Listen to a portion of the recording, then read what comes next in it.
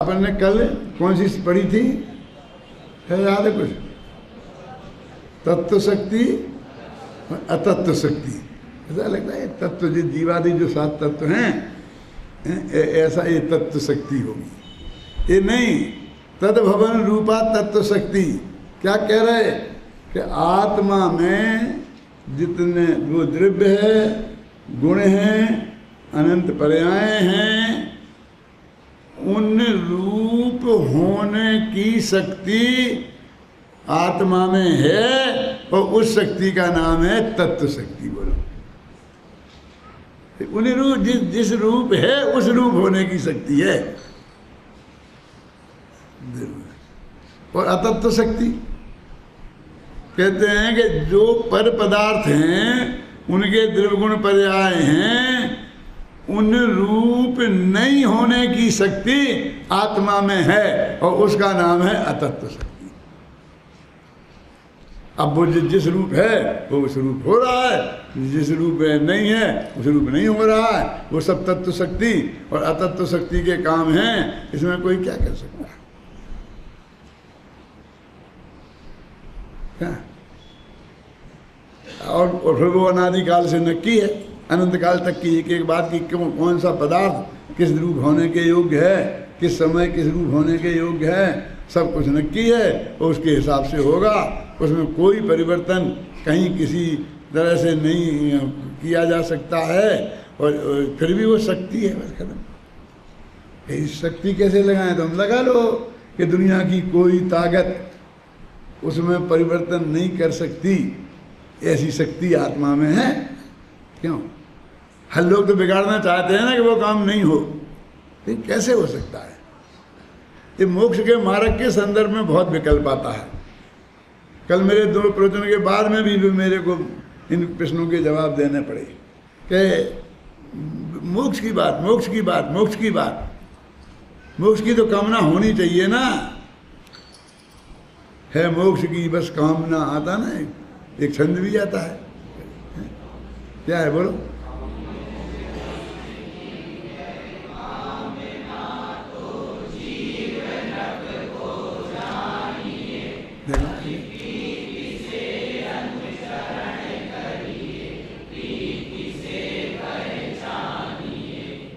यदि मोक्ष की है कामना, तो भाषा तो ऐसी आएगी व्यवहार में, लेकिन ये तत्व ज्ञान की भाषा नहीं है।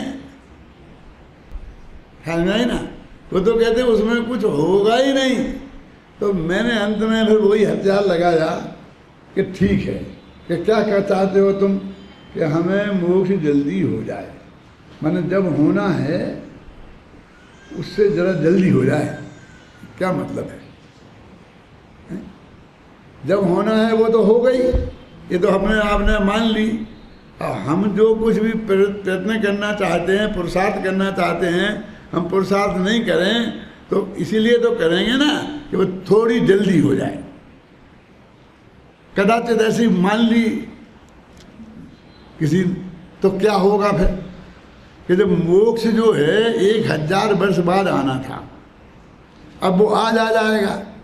तो आज से मोक्ष तक की जो संसार की पर्यायें होने वाली हैं, क्योंकि जब मोक्ष तो 1000 वर्ष बाद होना है ना, तो बीच में भी सब नक्की तो होंगी ना। फिर वे कहाँ जाएंगी? फिर मोक्ष में आएंगी कभी लौट के? स्थगित हो जाएंगी। मैं उन्हें काट के फेंकना पड़ेगा ना द्रव्य में से, यहाँ मोक्ष आ जाएगा। फिर वे मोक्ष में तो कभी आ नहीं सकती संसार की पर्याय, तो उन्हें निकाल के फेंकना पड़ेगा। तो उतना वो आत्मा छोटा हो जाएगा। तो अनंत समय होंगे उसमें, तो अनंत पर्याय होंगी। तो जो अनादि अनंत अनंत पर्याय हैं वो अनादि अनंत नहीं रहेगा आत्मा। वो 1000 वर्ष पहले क्यों खत्म हो जाएगा। तो एक कट तो वहाँ लग जाएगा कि जहाँ वो संसार की पर्याय को काट के छोड़ेंगे और मोक्ष की पर्याय को काट के वहाँ से यहाँ लाएंगे, तो एक कट वहाँ लग जाएगा हैं। तो कई टुकड़ों वाला हो जाएगा भगवान आत्मा, फिर अखंड तो नहीं रहेगा ना।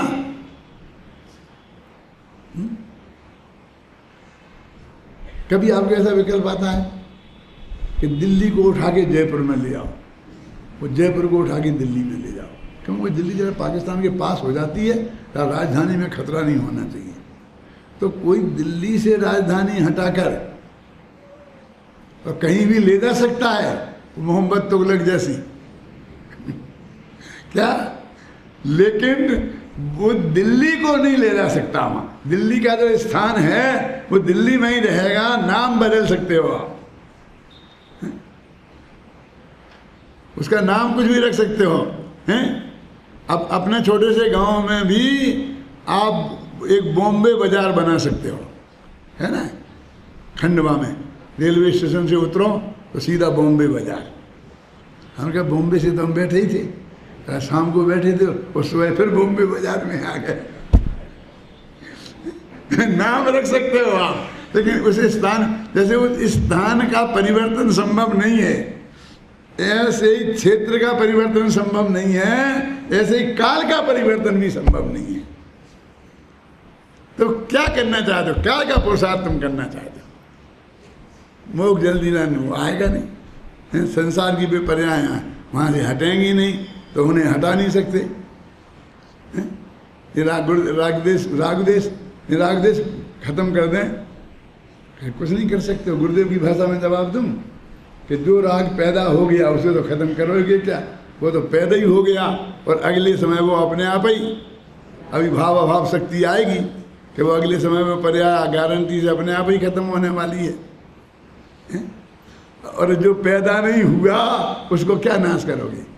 क्या हम ये कोशिश करेंगे वो पैदा नहीं हो, तो पहले तो ये नक्की हो गए ये पैदा होने वाला था और ये तेरी कोशिश से नहीं हुआ, कहीं वो वैसा ही नक्की होगा तो? मेरा मतलब समझ गए ना, कुछ भी संभव नहीं है। तो कहाँ पुरुषार्थ, कौन से पुरुषार्थ को रो रहे हैं? यही तो मुझे घबराहट छूट रही है। इतना पढ़ा, इतना किया, इतना सब किया, इतना सब समझाया, और अब कुछ नहीं दिखता है, अब कुछ नहीं करने को दिखता है। कुछ तो करना पड़ेगा। तुम्हारा अनुभव ही सही, वो ऐसा मानते कि अनुभव तो मुफ्त में मिल जाएगा, इधर वही कर ले। जब कुछ नहीं कर सकते तो अपना अनुभव तो कर ही ले। अरे वो भी होगा समय पे, हैं? उसमें भी तेरे को कुछ नहीं करना है, और जब तेरे को वो अनुभव होगा तो उसका कर्ता भी तेरे को ही कहा जाएगा। बसंत भाई, एक कर्ता कर्म की ये व्यवस्था है, अभी आएंगे शक्तियाँ उनमें। मतलब तुझे करना कुछ नहीं है, और अपनी पर्यायों का कर्ता, निर्मल पर्यायों का कर्ता तू ही है। वो परम निश्चय, शुद्ध निश्चय नहीं, ऐसे कोई भी लगा लो, तुम्हें लगा लो, जिससे कार्य होता है, कार्य को जो स्वीकार करेगा वो कर्ता को भी स्वीकार करेगा, तो तेरे कोई बनाएगा तुम्हें। ख्याल में ये नियम है। इतनी बड़ी, आप इसको बहुत छोटी बात समझ रहे हैं, लेकिन ये 47 शक्तियों में इतनी बड़ी बात कह रहे कि तत्व शक्ति है। तत्व शक्ति कहते क्या है? तत्व शक्ति अब आगे मालूम, एकत्व शक्ति, अनेकत्व शक्ति है ना। देखो क्या है, अब एकत्व शक्ति क्या है? एक पेड़ है, नीचे से होगा ना, फिर उसमें ऐसी डालियाँ होती, फिर छोटी छोटी डालियाँ, फिर टहनियाँ, फिर पत्ते। अब मैं आपसे पूछता हूँ, वो पेड़ एक है ना? एक है कि अनेक है? नीचे से देखो तो एक है, ऊपर से देखो तो अनेक है। डालियाँ भी अनेक हैं, टहनियाँ भी अनेक हैं, पत्तियाँ भी अनेक हैं, फल भी अनेक हैं।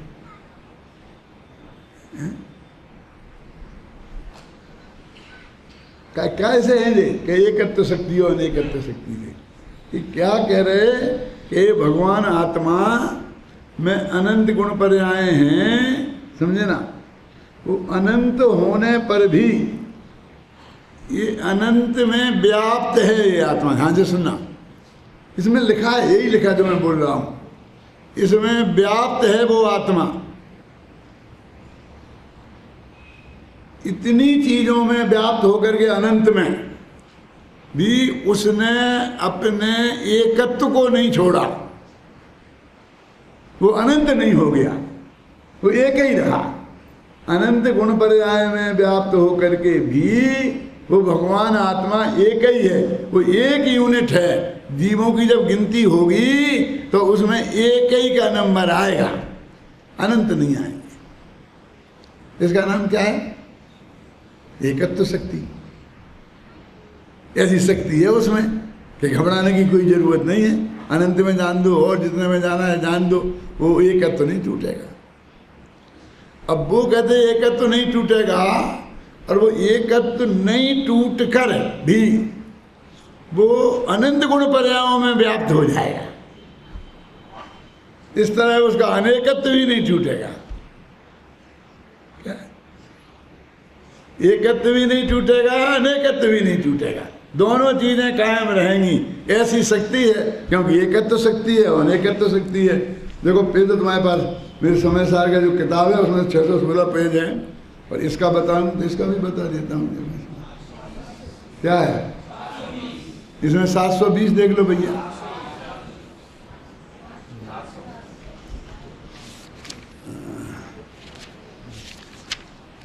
एकत्व शक्ति और अनेकत्व शक्ति। देखो, अनेक पर्यायों में व्यापक है। पर्याय माने गुण भी इसमें आ गया, प्रदेश भी इसमें आ गए। पर्याय शब्द का क्या अर्थ होता है, इसके लिए अभी मेरी किताब आ रही 2-3 दिन में। एक वैसे तो 12 साल पहले भी छपी थी वो, लेकिन अभी दोबारा मैंने पूरी लिखी बसंत भाई हैं। वो लोग मुझे इसमें ये रह गया छपाई की गलतियाँ भी थी, ऐसी थी। तो मैंने कहा इतना सुधारी के चक्कर में इसकी बजाय उसको रिजेक्ट कर दो, और मैंने द्वारा पूरी लिख दी। उसका नाम भी दृष्टि का विषय है, और वो प्रेस में दे दी। आजकल में छपकर 2-4 दिन में आ जाएगी। तो उसमें बहुत मैंने विस्तार से ये बात लिखी है कि वो भगवान आत्मा लिखा ना, क्या लिखा? अनेक पर्यायों में व्यापक, एक द्रव्यपने को प्राप्त एकत्व शक्ति है। अनेक पर्यायों में, पर्याय माने परमात्म क्या? हाँ, सब आ गए, माने गुण आ गए, प्रदेश आ गए, जो भी सब। मेरा मतलब पर्याय माने, हाँ ये क्यों बता रहा था, पर जो एक असली परिभाषा जिसमें कहीं कोई अतिव्याप्ति अव्याप्ति नहीं मिलेगी, कि जो पर्यायार्थिक नय का विषय है उस सब का नाम पर्याय है। बस खत्म। अब गुण नहीं, गुण का नाम पर्याय नहीं है, वो गुण भेद का नाम पर्याय है, क्योंकि वो पर्यायार्थिक नय का विषय है। वो दृष्टि के विषय में जो पर्यायार्थिक नय का विषय है वो नहीं। अब गुणों का भेद ये है, मतलब वो पर्याय है, इसलिए वो नहीं है।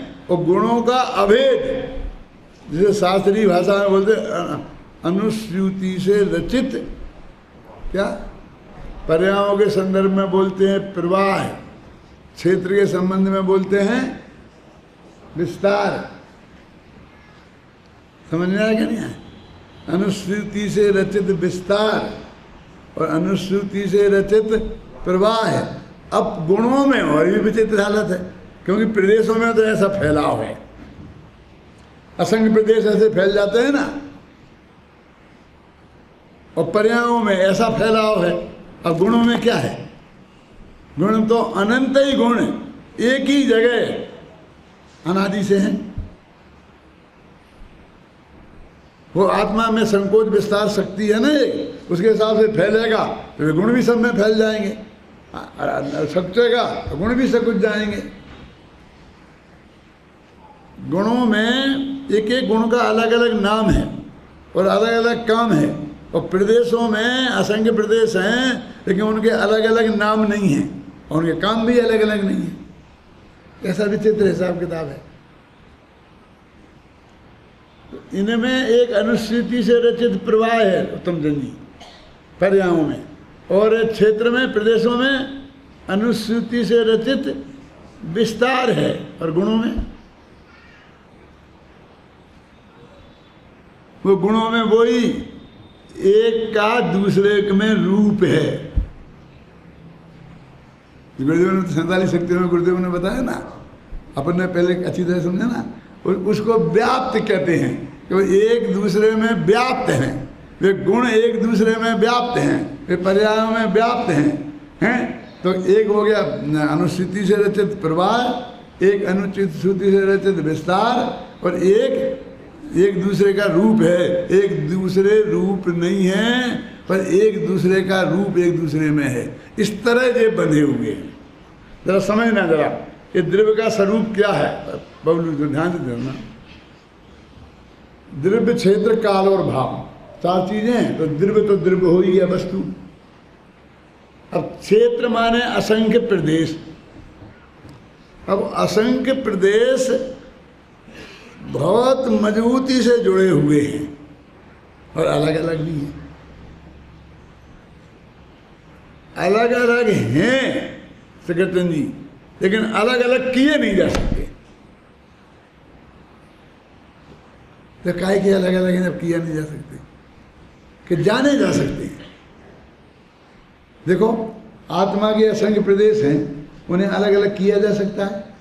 नहीं किया जा सकता ना।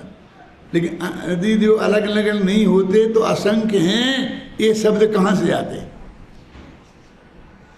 किसी ने जाने हैं ना, केवली ने जाने हैं, और केवली ने बताए, उस हिसाब से हमने जाने हैं शास्त्रों में पढ़ के।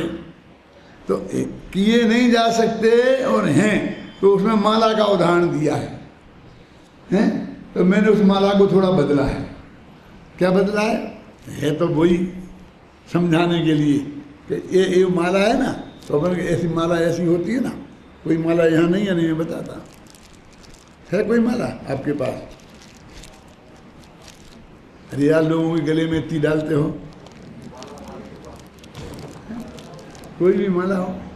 नहीं, वो समझाने के लिए जरूरत है। सच में बहुत मार्मिक बातें हैं जी। हाँ, ये देखो, ये अब ये एक माला है ना, तो कहते हो झूलती हुई माला। अब झूलने में तो ऐसा लगता है कि ऐसे ऐसी झूल रही होगी। लगता कि नहीं लगता?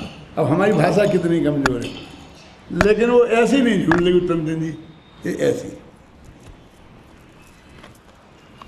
हो है ना। वो ये माला ये पंडितों के गले में डालने वाली माला नहीं है, वो जाप देने वाली माला है, जो ऐसी ऐसी ऐसी ऐसी आगे बढ़ती है। अब आपकी समझ में आई ना, वो झूलती हुई माला का ये अर्थ है। अब वो कहते हैं कि सूत्र से वो बंधी है। तो ध्रुव तो सूत्र है और उत्पाद वे एक मोती हैं। तो मैंने इसमें ये कहा कि ये मोती ऐसे नहीं, ये मोती भी संगमरमर के होना, असली मोती नहीं चाहिए। क्या मतलब? कि असली मोतियों में सूत्र अलग होता है और माला अलग होती है, उसमें छेद होता है, और वो कभी कभी ऐसे जुड़ जाते हैं और कभी कभी ऐसे अलग भी हो जाते हैं। लेकिन ये अलग कभी नहीं हो पाएंगे, ऐसे हैं। तो कैसी कि हमने जब मंदिर में एक माला लगाई ना ऐसी झालर, तो सिंगमरमर की बनाई, तो उसी का डोरा भी सिंगमरमर का और मोती भी सिंगमरमर का, और वो आपस में जुड़ा हुआ है ना, बिल्कुल अटूट। समझ गए आप? तो ऐसा वस्तु स्वरूप है। जो प्रदेश हैं वो ऐसे अखंड हैं। अब अंतर समझ में है ना क्या? ये जैसा मैंने लिखा है संगमरमर की माला लेना, उस किताब में ये सब लिखा है। अब कितना समझ में आएगा पढ़ करके आपको, हैं? मुझे समझाना पड़ेगा, जब ही समझ में आएगा वो, हैं? और वो माला भी समझ गए आप? तो वो माला से उनने समझाया। तो कहते प्रदेशों में तो ऐसा है कि 2 प्रदेश अलग अलग हैं, तब तो वे असंख्य हैं। लोकाकाश के असंख्य प्रदेशों पर एक एक प्रदेश है ना, तो बिल्कुल अलग अलग हो गए। लेकिन वो 2 को कभी तोड़ नहीं सकते। कि तोड़ सकते होते तो क्या हो जाता? तो फिर हमें यहाँ वाले प्रदेश को यहाँ ले जाते। यदि तोड़ सकते होते तो इस मोती को यहाँ से लेके हम यहाँ ले आते और हमारी इच्छा पूरी हो जाती। क्यों? प्रदेशों में तो हमें ऐसा कोई परिवर्तन करने की जरूरत नहीं महसूस होती, क्यों? उससे कोई सुख दुख नहीं होता। अब पर्यायों में ऐसा है कि वो मोक्ष पर्याय और संसार पर्याय, ऐसे ही वो पर्याय भी ऐसी अनुश्रुति से रचित प्रवाह है, वो मोतियों की माला नहीं, संगमरमर के मोतियों की माला जैसे जुड़ी है। समझ गए आप? वो पर्याय अनादिकाल से अनंत काल तक बिल्कुल अलग अलग हैं, लेकिन एक दूसरे से इतनी जुड़ी हुई हैं कि बीच में रंच मात्र भी जगह नहीं है। पाकिस्तान और हिंदुस्तान अलग अलग हैं कि एक?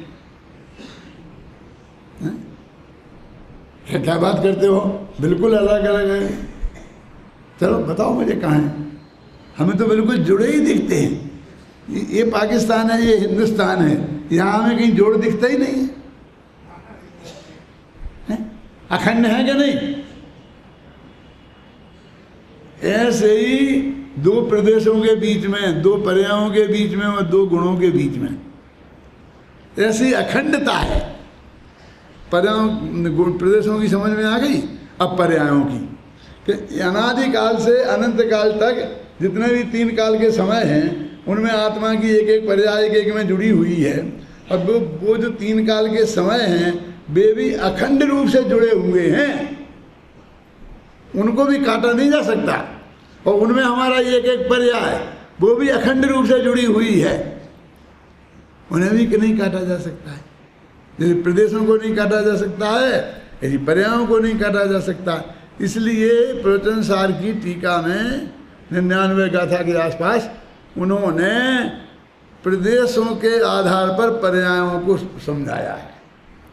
पर्यायों की क्रमबद्धता, प्रदेशों को उदाहरण को बनाया उदाहरण और उसे बनाया सिद्धांत। अब गुणों का मामला क्या है कि गुण तो सब एक ही साथ ही है और आत्मा के प्रत्येक प्रदेश में है, और हर गुण की प्रति समय एक पर्याय होती है। तो उसमें समयों में भी बंधा हुआ गुण और प्रदेशों में भी बंधे हैं और वैसे भी गुथे हुए हैं। वो तो जोड़ और भी ज़्यादा मजबूत है। अब यदि बिल्कुल पक्का जोड़ के एक कर देते हैं तो आटा इकट्ठा हो जाएगा, फिर वो मामले हो तो उन्होंने कह दी कि नहीं नहीं नहीं नहीं, ज्ञान ज्ञान रूप है और दर्शन दर्शन रूप है। लेकिन ज्ञान का रूप दर्शन में है और दर्शन का रूप ज्ञान में है, वो ऐसे जुड़े हुए। समझ लें ना? अब कौन कौन द्रव्य जुड़े, गुण जुड़े हुए हैं, पर्यायें जुड़ी हुई हैं, प्रदेश जुड़े हुए हैं, और गुण अनंत अलग अलग हैं और पर्याय अनंत अनंत अलग अलग हैं और प्रदेश असंख्य अलग अलग हैं। अब अलग अलग और जुड़े हुए दोनों एक साथ समझ में आना चाहिए। अब वो आत्मा, ये आत्मा में ये सब शामिल है जो बताए ना। अब ये इसके चार भेद हो गए, तो भेद तो पर्याय को कहते हैं और पर्याय शामिल नहीं है, तो इसको भी निकालोगे क्या? ये असंख्य प्रदेश, अनंत गुण, अनंत अनंत पर्यायें, इनका अखंड पिंड, ये भेद निकाल दिया और वो अखंड जो पिंड बचा वो भगवान आत्मा त्रिकाली ध्रुव है। वो तेरे ज्ञान का ज्ञेय पहले बनना चाहिए था, शास्त्र ज्ञान के आधार पर गुरु से समझकर, और वो बनेगा तब बाद में वो अनुभव में आएगा। तब तू अनुभव की डग भरेगा उधर को, तब तेरा अनुभव की तरफ मुख होगा। बहुत बहुत बात है। इसी विषय को बहुत विस्तार से मैंने वहाँ पर अमेरिका में समझाया था 99वीं गाथा के संदर्भ में। वहाँ ऐसा विषय चलते हैं। मैंने 99वीं गाथा चलाई, उत्तम चंद जी ने सुपर प्रकाशक चलाया, और क्या है, कौन सा ग्रंथ है वो अपना, तो लघु तत्व स्फोट के आधार पर पूरा अध्याय है अमरचंद्र का 13वां अध्याय, जिसमें बहुत स्पष्ट शब्दों में लिखा है, ख्याल में है ना? ऐसा लिखा है कि जो ऐसा मानता है कि आत्मा पर को नहीं जानता तो आत्मा स्व को भी नहीं जान सकता। पर को जाने बिना आत्मा स्व को नहीं जान सकता। कितना स्पष्ट निकाल के बताया था तुम जी ने भरी सभा में सबको। मैंने ऐसे श्रोता हैं वहाँ। राजेंद्र जी कभी निमंत्रण आया तो मना मत करना।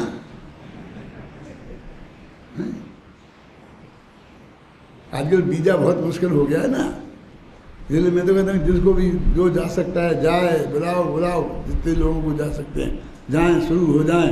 अभी वो सब चलती है परंपरा, जब तक जितने का प्रवेश हो जाएगा उतना वहाँ काम हो जाएगा। तो क्या कह रहा था मैं कि अब दृष्टि का विषय भेद समझ में आया कुछ अंदाज से? तो क्या है इसमें? अब कहीं कुछ करने की गुंजाइश क्या रह गई? अब जो अकुलता हो रही है ना, पंडित चंद्रशेखर जी का स्वर्गवास हुआ तो उनने भी कहा मैंने सारी जिंदगी दूसरों के लिए खपा दी, मैंने अपना कुछ नहीं किया। तो लोग बहुत कहते हैं। अब फिर जब मैंने गहराई में गया कि अपना क्या, भी अपना क्या करना चाहते थे जो उन्हें दूसरों में गंवा दी और अपना नहीं कर पाए भजन भाई, तो उसमें से निकला कि उनका विचार था कि एक ग्रंथ सारे ग्रंथों में से निकाल के अच्छी अच्छी गाथाओं का संकलन करें और उसकी व्याख्या करें और उसको भी छपाएं। ये किताब तो उन्होंने छपाई भी है, क्या नाम है उसका? प्रवचन, मैंने पढ़ी है। वो प्रवचनों की गाथाओं का संकलन है। यानी इस तरह कोई साहित्यिक काम करना चाहते थे और वो नहीं कर पाए। तो मेरे दिमाग में ये तो क्या हुआ, ये तो कुछ नहीं मजा आया। मैंने वो जो नहीं कर पाए उत्तम चंद जी, हमको कल ऐसा नहीं पछताना पड़े कि हम दूसरों का करते रहे और हमने अपना कुछ नहीं कर पाया। तो ऐसा तो वो खोजो तो कि दूसरों का करना हम बंद करके और वो अपना वो कुछ करें, हैं? तो अपना करें। तो मगर ये ही अपना है। ये माने जो त्रिकाली ध्रुव का जो मैंने बताया आपको, ये बुद्धिपूर्वक निर्णय करना यहीं तक है। तुम्हारी बुद्धिपूर्वक मर्यादा टोडामल जी ने लिखा, तत्व निर्णय में पुरुषार्थ लगाने का, उपयोग लगाने का निर्णय करो, और बाकी तो ऑटोमेटिक प्रक्रिया का काम है। कर्ण लब्धि में तुम क्या करोगे? तो पहले में कर्ण लब्धि में चढ़ गए तो फिर तो ऑटोमेटिक प्रक्रिया में हो जाएगा। ये प्रयोग लब्धि तक की बात है ना। तो भाई ये एक काम जो अपना हो रहा है, ये ऐसा नहीं है कि हम अपना नहीं कर पाए, हम दूसरे के में लगे हैं। आप बहुत धोखे में हैं। मुझको बहुत लोग समझाते हैं, ऐसे मूर्खों की जगत में कमी नहीं है जो मुझे आगे समझाते हैं और ये कहते हैं कि पंडित जी बहुत हो गया, दूसरों का आप कुछ अपना करें। ये समझते हैं कि मैं अपना कुछ कर ही नहीं रहा हूँ और मैं सब दूसरों में लगे। मैं तो अपना ही कर रहा हूँ, मैं किसी का नहीं कर रहा हूँ। ये जो प्रवचन मैं कर रहा हूँ ना, मैं आपके लिए नहीं कर रहा हूँ, ये तो मेरी खुजली है, मुझसे नहीं रहा जाता है। जो मैं सोचता हूँ, मैं पढ़ता हूँ तो मुझे वो बताने का भाव आता है, इसलिए मैं करता हूँ। तुम्हारे लिए नहीं करता हूँ। तुम बहुत धोखे में मत रहना। क्यों? मेरे रिश्तेदारों को पता है, वो कहते हैं हमारी शादी है उसमें आ जाना, मेरे ऐसा है उसके आ जाना। मैं बिल्कुल हाथ ही नहीं रखने देता हूँ, हैं? और जब कोई सुनने वाले हों तो 99वीं गाथा तो दौड़ के कनाडा तक भी भाग के जाता हूँ। समझ में आई ना? मैं अपने लिए जाता, मैं किसी के लिए नहीं जाता, किसी के लिए नहीं करता हूँ। बहुत धोखे में सब लोग, मैं आप सब लोगों को बताना चाहता हूँ कि आप ये नहीं रहो कि हम कोई मजदूरी कर रहे हैं जी। ये कोई मजदूरी नहीं। हमने वो जो त्रिकाली ध्रुव भगवान आत्मा की बात दृष्टि के विषय में सोचा है, हैं? तो मुझे ऐसा लगा शांति जी कि मैं इसको सुधारने बैठूंगा, इसकी बजाय तो मैं लिखने बैठूंगा तो जल्दी लिख दूंगा। तो सचमुच मैंने करीब 15 दिन के भीतर उसको द्वारा लिख दी, दिन में रात में 2 बजे 3 बजे कर करके, क्योंकि मेरे दिमाग में तो उतर गई थी पूरी। तो मैंने बस लिख दी पूरी की पूरी किताब। कि तत्वासुद की टीका मैंने तुम्हारे लिए की है। इतनी बीमारी के अंदर मैंने उसमें मैं दिन रात लग करके 400 पेज लिखे।